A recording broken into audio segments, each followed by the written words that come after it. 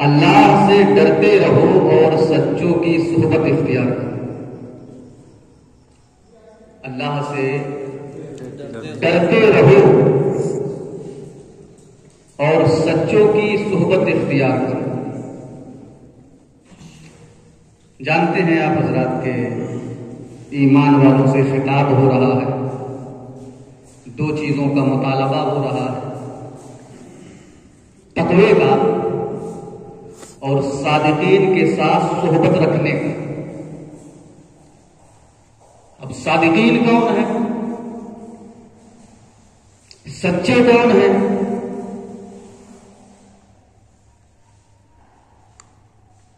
تو یہ زمانے کے اعتبار سے ہوا کرتا. جس نے نبیوں کا زمانہ پایا وہ نبیوں کی صحبت اختیار کرے، جس نے صحابہ کا زمانہ پایا وہ صحابہ کی صحبت اختیار کرے، جس نے اقطاب کا زمانہ پایا وہ ان کی صحبت اختیار کرے، جس نے اولیاء کا زمانہ پایا وہ ان کی صحبت اختیار کرے، اور جو اولیاء اگر نہ ملے نیک علماء کا زمانہ پالے تو نیک علماء کی صحبت اختیار کرے. بے شک. صادقین. تقویٰ کیا ہے؟ اللہ تبارک و تعالیٰ نے جو احکام ہم پر فرض کیے ہیں ان کی پاسبانی کرے، ان کی ادائیگی کرے، اور جن چیزوں سے ہمیں روکا ہے ان سے باز رہے. یہ چیز کرنے کے بعد نیکوں کی صحبت اختیار کرے. اب اس پر انشاءاللہ گفتگو ہوگی جس کا ذکر کرنے کے لیے ہم یہاں جمع ہوئے ہیں. خواجہ خواجگان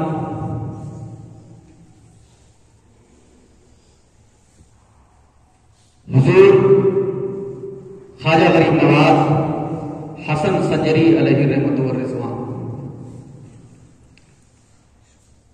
آپ حضرات کو بخوب معلوم ہوگا کہ ان کی پیدائش کہاں ہوئی، ان کے والد کا نام کیا ہے، کتنے ہجری میں ان کی پیدائش ہوئی، کس ملک میں ہوئی، کس شہر کے کس قصبے میں ہوئی. مگر پھر بھی حضرات ان کے والد صاحب جو ہیں ان کا نام حضور غیاث الدین، اور یہ ماں باپ کی طرف سے حسنی بھی ہیں حسینی بھی ہیں، اور جو حسنی اور حسینی نسباً دونوں ہوتا ہے اس کو نجیب الطرفین کہا جاتا ہے. تو یہ نجیب الطرفین ہے. ان کی ولادت کا سعادت روایت میں 536 کا بھی ذکر ہے، 537 کا بھی ذکر ہے. ان کے القابات جو مشہور القابات ہیں، سب سے پہلا لقب ہے معین الدین، خواجہ غریب نواز، عطائے رسول، معین الدین. اور نام تو آپ کو پتا ہے ان کا نام والد گرامی نے جو رکھا تھا وہ حسن رکھا تھا. خیر، خواجہ غریب نواز کا جو لقب ہے معین الدین کیوں ہے؟ لقب کی کوئی وجہ ہوتی ہے. حسن کا جو لقب ہے معین الدین کیوں ہے؟ ہم نے جب کتابوں کی تلاش کرنا شروع کی تو وجہیں اور بھی ملتی ہیں، مگر کتابوں کے حوالہ جات پر ہمیں اتنا اعتماد نہ ہوا، پھر عقل سے سوچنے بیٹھ گیا کہ آخر خواجہ غریب نواز کو، حسن سنجری کو معین الدین کیوں کہا جاتا ہے؟ تو کسی اور بارگاہ میں جانے کی ضرورت نہیں، خواجہ سے پوچھ لیا جائے. تو سبحان اللہ. نہ تو منقبت سنتے رہتے، وقت نہیں ورنہ وہ بھی سناتا. خواجہ سے پوچھ لیں، اے خواجہ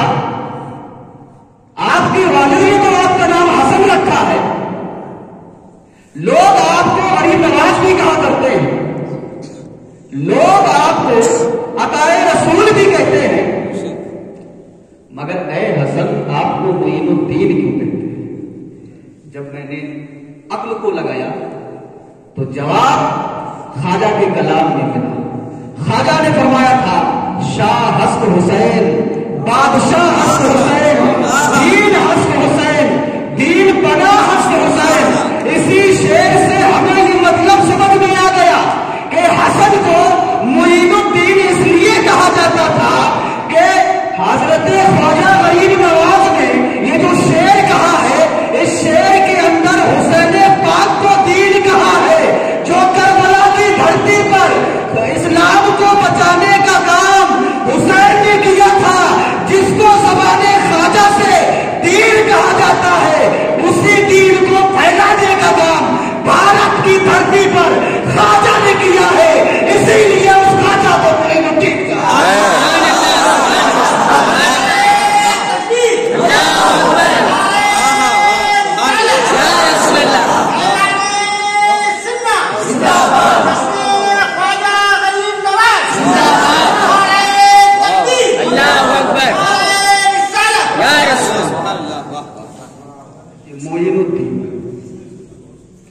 दीन की तायीन, तो दीन के फैलाने वाले को हुसैन कहते हैं, दीन कहते हैं, और दीन को बचाने वाले को दीन कहते हैं, और दीन फैलाने वाले को मोइनुद्दीन कहते हैं। सुभान अल्लाह। अच्छा एक चीज हो, अब ख्वाजा से पूछ लिया, बेटे से पूछ लिया, अब बाप से भी पूछा जाए, वालिद से भी पूछा जाए, क्योंकि वालिद भी कम नहीं। अगर ये मोइनुद्दीन है तो वो गयासुद्दीन, समझ रहे हो? मोइन और गयास दोनों का मतलब एक ही है, बात समझ रहे हो? हाँ, कोई भी मोइनुद्दीन है, गयासुद्दीन। जब उनकी बारगाह में हमने दस्तक दी, ऐ गयासुद्दीन, आपने अपने बेटे का नाम हसन क्यों रखा, हुसैन क्यों नहीं रखा? गयासुद्दीन से पूछा तो गयासुद्दीन से रूहानी तौर पर तसव्वुर में हमें ये जवाब मिला कि बेटा हसन जाते सरकार का नाम है, हसन जाते सरकार का नाम है, और हुसैन किरदारे सरकार का नाम है।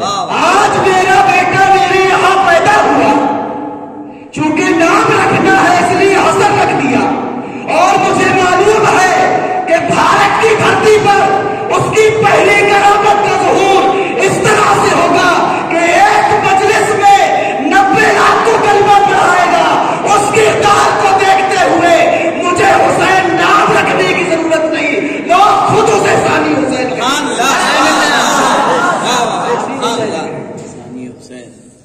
सानी हुसैन नाम रखने की जरूरत नहीं। बात समझ रहे हैं? नाम रखने की जरूरत। असल में पानी का बहुत बड़ा दखल होता है। वजू करें तो नमाज पढ़ती है, पानी की जरूरत। शरीयत में भी दखल है, और एक जगह पानी का और बड़ा दखल, करबला। सरसदीन करबला में पानी का बहुत बड़ा दखल है। बाद लोगों ने यह भी कहा कि अली असगर के होठ, उनके लब पानी को तरस गए। देखिए, ख्वाजा गरीब नवाज की जिंदगी को करबला की जिंदगी से अगर मोल जोड़ कर देखा जाए तो हर जगह कुछ ना कुछ रब्त मिलता है, कुछ ना कुछ सिलसिला मिलता है। जो लोगों ने कहा अली असगर के होठ पानी को तरस गए, अली असगर को पानी न मिला, नाना की आंख पानी को तरस गई। मैं कहना चाहता हूं कि पानी को पहले समझो। पानी कई तरीके के होते हैं।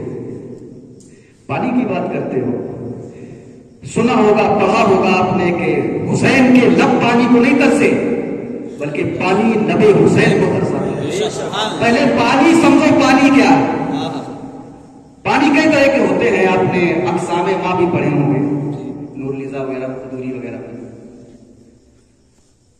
آسمان سے پانی گرے، رطوبت کی شکل میں گرے، لکوڈ پتلا ہو کر گرے تو اسے پانی کہتے ہیں، جمع ہوا گرے تو اسے اولا کہتے ہیں، زمین پر گرنے کے بعد جم جائے تو اسے برف کہتے ہیں، گرنے کے بعد اگر بہنے لگے تو اسے نہر کہتے ہیں، اور بہنے کے بعد اگر کسی مرکز میں اکٹھا ہو جائے تو اسے ساگر کہتے ہیں نا جی۔ آسمان سے گرا پانی ہے، جم کر گرا اولا ہے، گرنے کے بعد جم گیا برف ہے، گرنے کے بعد بہ گیا نہر ہے، اور وہی پانی کسی مرکز میں رک گیا ساگر ہے، سمندر ہے۔ مگر اگر عقیدت کی نظر سے دیکھا جائے تو پانی اور بھی ہے، وہی پانی اگر دہانے مبارک رسول سے نکلے تو حضرت علی کے لیے آب شفا بن جاتا ہے، اور وہی پانی اگر انگشت رسول سے نکلے تو آب رحمت بن جاتا ہے، اور وہی پانی اگر اجمیر کی دھرتی پر خواجہ کے چھوٹے سے کٹورے میں آ جائے تو اسی کو آب کرام بن جاتا ہے۔ جو پانی خواجہ کا کٹورا دیکھ کر اپنے آپ کو روک نہ سکے، وہی پانی تو وہی ہے نا، وہی پانی نہر فرات میں اگر لبے علی اصغر کو پیاسا دیکھ لیتا اور حضرت علی اصغر اشارہ کرتے تھے تو میرا یقین کہتا ہے کہ کربلا کے میدان میں بھی پانی اپنے آپ کو روک نہیں۔ یہ خواجہ نے کر کے بتاتا ہے، کہنے والوں لبے حسین پانی کو ترس گیا، لبے حسین پانی کو نہیں ترسا تھا بلکہ پانی لبے حسین کو ترس گیا۔ بات سمجھ رہے ہو؟ اب حضور خواجہ غریب نواز خون نما صادق غوث پاک رضی اللہ تعالی عنہ ارشاد فرماتے ہیں کہ اگر صاحب دل بننا ہے تو اصحاب قلوب کے پاس بیٹھو، اگر نیک بننا ہے تو نیکوں کی صحبت اختیار کیا، اگر اچھا بننا ہے تو اچھوں کی مجلس میں بیٹھا، اور اللہ والے وہ صحابہ قلوب ہوا کرتے ہیں جو خود بھی دل رکھا کرتے ہیں اور دل بانٹا بھی کرتے ہیں، دل رکھتے بھی ہیں، دل بانٹتے بھی ہیں۔ ایک مرتبہ کا واقعہ ہے، خواجہ غریب نواز تشریف فرما ہے، بیٹھے ہوئے ہیں، ایک ہندو جوگی ان کے پاس آتا ہے، آنے کے بعد سامنے بیٹھ جاتا ہے، خواجہ غریب نواز کو جب دیکھتا ہے تو اصل میں وہ ہندو جو جوگی تھا اس نے اپنا لطیفہ نفس بیدار کر رکھا تھا۔ لطیفہ نفس سمجھ رہے ہیں؟ دل کی کھڑکی اس کی کھلی ہوئی تھی۔ اصل میں انسان کا جو جسم ہے اللہ نے بنایا ہے، اس میں 5 حاسے ظاہری دیے ہیں، 5 حاسے باطنی دیے ہیں، جن کو حواس خمسہ ظاہرہ اور حواس خمسہ باطنہ سے تعبیر کیا جاتا ہے۔ ان کے ذریعے انسان علوم حاصل کرتا ہے، تفصیل نہیں، اتنا سمجھو، ان کے ذریعے علوم حاصل کرتا ہے۔ اور وہ جوگی جو تھا اس کے اندر بھی چیزیں تھیں، اس نے اپنے نفس کے خلاف عمل کر کے نفس کے خلاف عمل کر کے اپنی دل کی ایک کھڑکی کھول رکھ دی۔ اللہ تبارک و تعالیٰ نے اس کے دل کی ایک کھڑکی کھولی تھی جو عالم ناسوت کی طرف کھلتی ہے۔ عالم بھی 5 ہے، عالم ناسوت جس میں ہم لوگ ہیں، اس کے اوپر جو ہے عالم ملکوت ہے، اس کے اوپر جائیں گے عالم جبروت ہے، اس کے اوپر جائیں گے عالم ہاہوت ہے، اس کے اوپر جائیں گے عالم لاہوت ہے۔ سمجھ رہے ہیں؟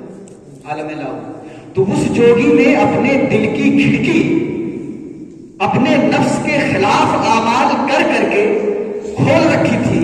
وہ انسان کو، بندے کو دیکھ کر، اس کا ظاہر دیکھ کر اس کے باطن پر نگاہ ڈال دیا کرتا تھا۔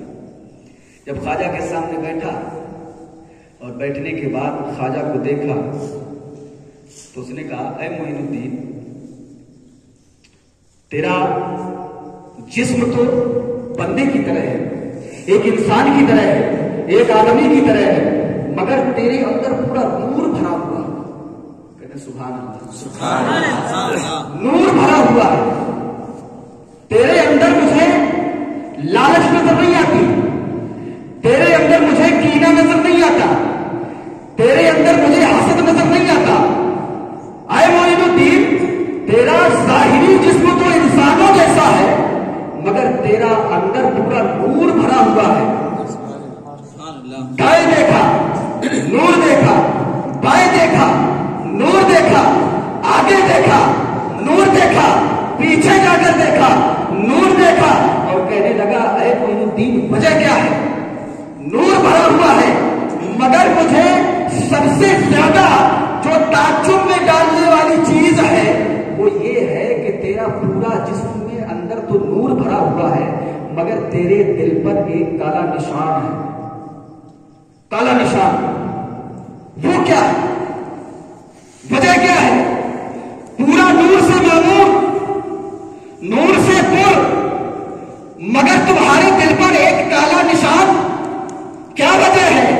تو خواجہ غریب نواز نے سنا اور مسکرانے لگے اور فرمایا اے ہندو جوگی، جو میرے دل پر تو کالا نشان دیکھ رہا ہے، خدا کی قسم اگر تو کلمہ پڑھ لے تو میرے دل کا وہ کالا نشان بھی مٹ جائے. جوگی پریشان حیران اور کہتا ہے معین الدین، نشان تیرے دل پر اور کلمہ میں پڑھوں اور میرے کلمہ سے تیرے دل کا نشان ختم ہو جائے، کیسے ہو سکتا ہے؟ خواجہ غریب نواز ارشاد فرماتے ہیں تو پڑھ کے تو دیکھ، اگر تو نے کلمہ پڑھ لیا تو تو میرے دل کا نشان مٹتا ہوا بھی دیکھ لے گا. تو جوگی نے کہا اگر ایسی بات ہے تو پھر کلمہ پڑھائیے. جیسے ہی خواجہ غریب نواز نے اسے کلمہ پڑھایا، لا اشہد ان لا الہ الا اللہ وا اشہد ان محمد رسول اللہ، تو جوگی خود بیان کرتا ہے اپنی زبان سے کہ میں نے دیکھا کہ معین الدین کے دل پر جو کالا نشان تھا وہ اس طرح سے ختم ہو رہا ہے جیسے جب کوئی لائٹ آتی تو اندھیرا بھاگتا ہے. اور وہ بیان کرتا ہے کہ جیسے ہی میں نے کلمہ پڑھا اور میں نے خواجہ کی باطن پر غور کیا، دیکھا، تو میں نے دیکھا کہ پہلے جو کالا نشان تھا وہ کالا نشان بھی ختم ہو چکا ہے، اور اس وقت معین الدین کا دل مثل آفتاب روشن ہو، مگر قدموں پر گر گیا. وہ جوگی قدموں پر گر گیا کلمہ پڑھنے کے بعد. اے معین الدین، وجہ ابھی تک سمجھ نہ آئی. آپ نے کہا تھا کلمہ پڑھنے سے داغ مٹ جائے گا، مٹ گیا، میں نے دیکھ لیا، مگر کیسے؟ داغ تمہارے دل پر ہے. کلمہ میں نے پڑھا، کافر میں تھا، ایمان میں لایا، اور داغ تمہارے دل کا ختم ہو گیا. یہ کیسے ہو سکتا ہے؟ تو خواجہ معین الدین مسکرا کر کہتے ہیں اے ہندو جوگی، تو جس وقت میرے سامنے بیٹھا تھا تو اس وقت صرف معین الدین کے سامنے نہیں بیٹھا تھا بلکہ آئینے کے سامنے بیٹھا تھا، اور میرے دل پر جو کالا نشان دیکھ رہا تھا وہ میرا نشان نہیں تھا، وہ تیرے کفر کا نشان تھا جو تیرے کلمہ پڑھنے سے ختم ہو گیا. سبحان اللہ، سبحان اللہ. تو نیکوں کی صحبت میں آیا، مومن بن گیا.